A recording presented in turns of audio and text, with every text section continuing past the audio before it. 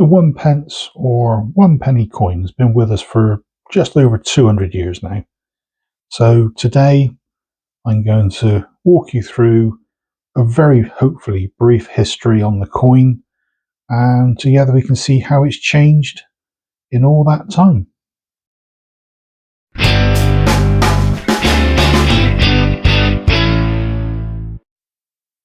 Welcome to my channel. Normally I cover unboxings, unpackings, that sort of thing of new coins to my collection. I do 50p coin hunts, reviews of silver bullion coins, and broaden the horizons and often do world coin hunts too. But today I'm going to attempt something slightly different and mix it up with one of my other interests, which is history itself. So history and coins today. Hopefully I'll be able to present something to you that's more educational than just, ooh, look at this shiny thing. But please bear in mind, I'm not an expert.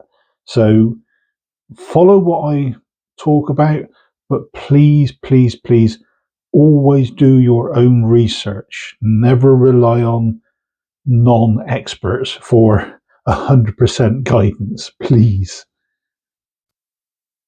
I've removed all the actual coins from their capsules, so today I'm going to be wearing some gloves just to stop the greasy finger marks.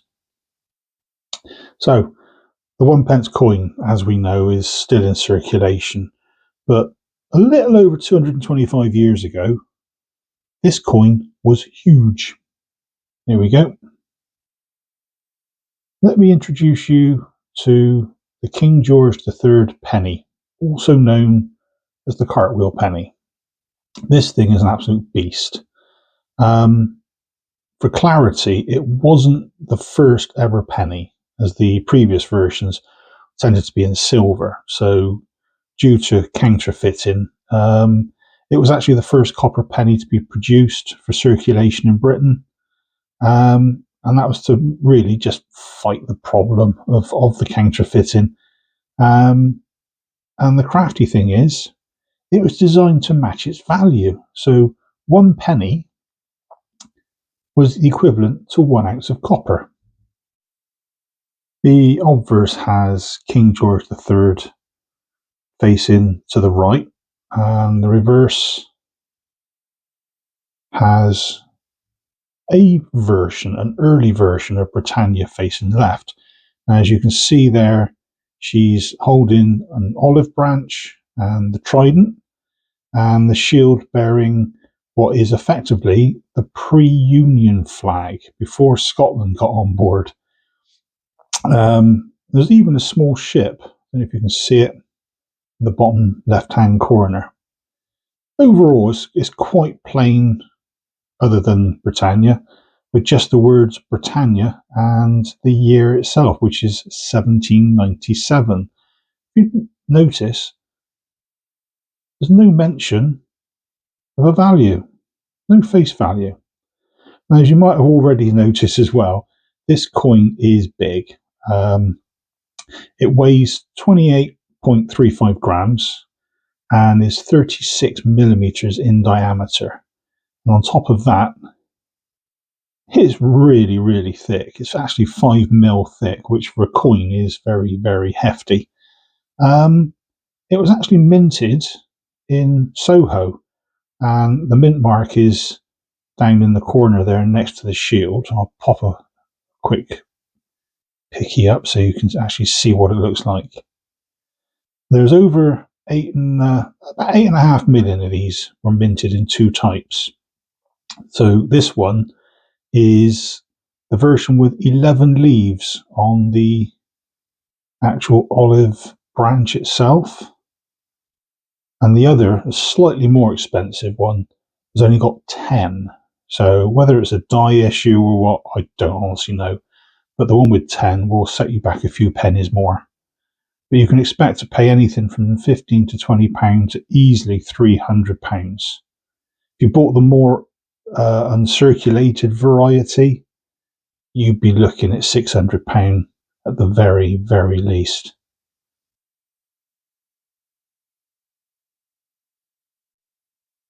Needless to say, they were a little big and a bit on the heavy side for purses on belts.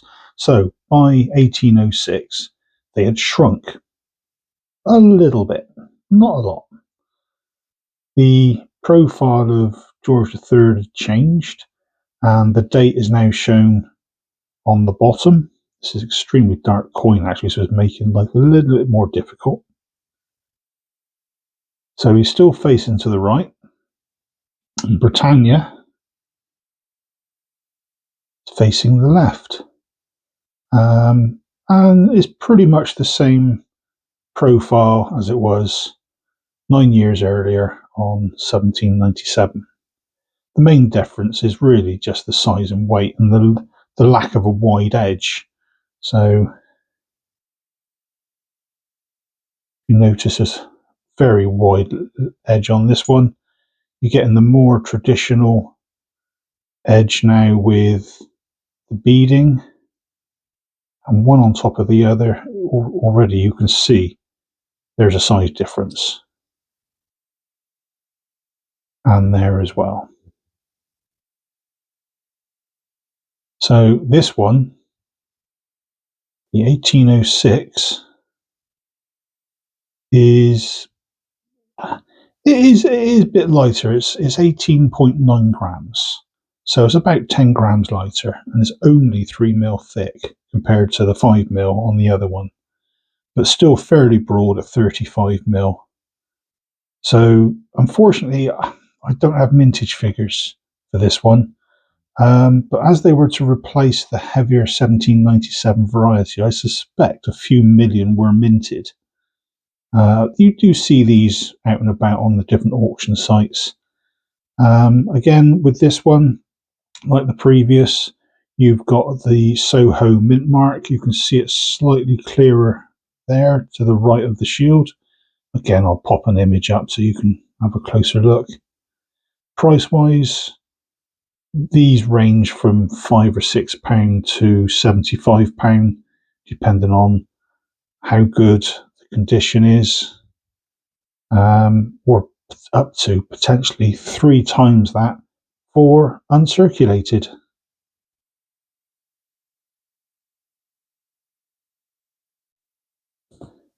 Moving on from there, you've got George IV.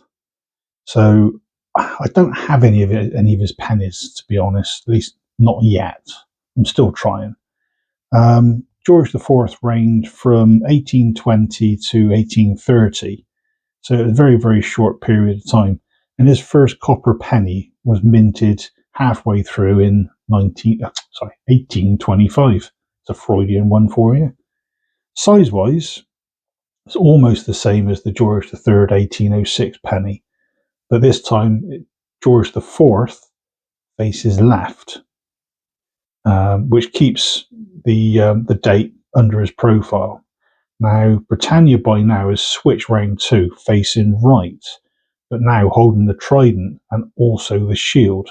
So this will become her more recognisable pose over the next 150 years or so. Only about 1 million of these were minted, and are much, much harder to get hold of. So for 1826, there was 5.9 million produced in 2 variations, along with 1.4 million for 1827. William IV followed, but was only on the throne for 7 years, so shorter than George IV. He had 3 lots of coins minted. Following the convention of which side to face, William IV faced the right-hand side. Britannia was almost identical to her 1806 profile. Again, the weights and measures were the same as George IV. Due to his short reign and the low mintages in 1831, 34, and I believe 37, these coins are quite hard to get hold of, with 806,000, 322,000, and only 174,000 minted respectively. If you pay less than £50 for an 1837, you've got yourself a bargain. These last three kings can get expensive when trying to fill gaps in your collection or even just trying to get a better condition coin. But the 1797 cartwheel penny is probably the one you'll most likely be able to get first. I've got 8 or 9 in various conditions, from very well worn, almost just a disc of copper, through to the one that you've seen here. Okay, now we move on to Queen Victoria. Most of you have probably seen Victorian pennies floating around at some point. She reigned for quite some time, 1837 to 1901, and her profile changed several times. Well, she was young when she became queen. From now on, the coins started to become what we would recognise even later now in the 1950s and 1960s. She had 3 profiles, often referred to as the young head, the bun head, and the veiled head. So all 3 of these, all 3 profiles, again, sticking with the basis of which direction to face, she now faced left. The young head coins, they were issued between the period 1841 and 1860 with numerous die variations, which even that period in itself is a video in its own right. So I'm not going to go down that route at this moment in time, but mintage was fairly low for all years. So this doesn't make life at all easy for us collectors. By now, the coins themselves were 18.8 grams in weight and 34 millimeters in diameter, so gradually getting smaller, but they were still made of copper. Bunhead coins, of which I've got several for different years. If you look at this one, you can see that she's got a bun style hairdo, thus the reason they call it the bunhead. These were issued in varying numbers between 1860 and 1894, again with several die varieties. From this coin, the date started to be shown on the reverse.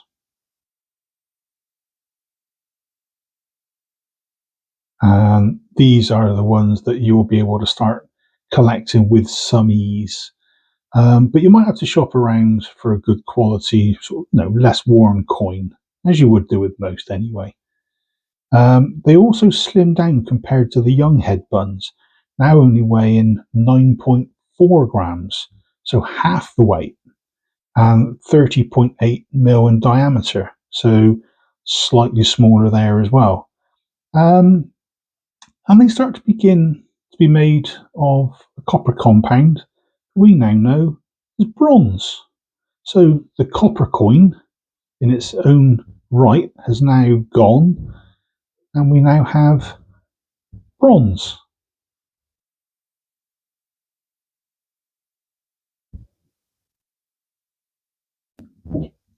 Okay, and on to the final of the 3 for Victoria. You've got the veiled head varieties. These cover a much shorter period, only 1895 through to 1901, the year she died. At that point, she was actually the longest serving monarch at nearly 64 years, until the late Queen Elizabeth II topped her in 2015. So, with a coin minted for each of her final years, again with a couple of varieties, on the whole, you'll see this period quite a bit. For example, in 1901, her last year, which this particular coin is, turn it round. Here we go. There was over 22 million of these pennies minted. So a penny from that year or the previous few years, you can probably pick them up for 50p to £1.50, depending on condition. and anything up to £10 for one in extra fine condition. This one, I can't remember how much I paid for it because it's one of the better ones.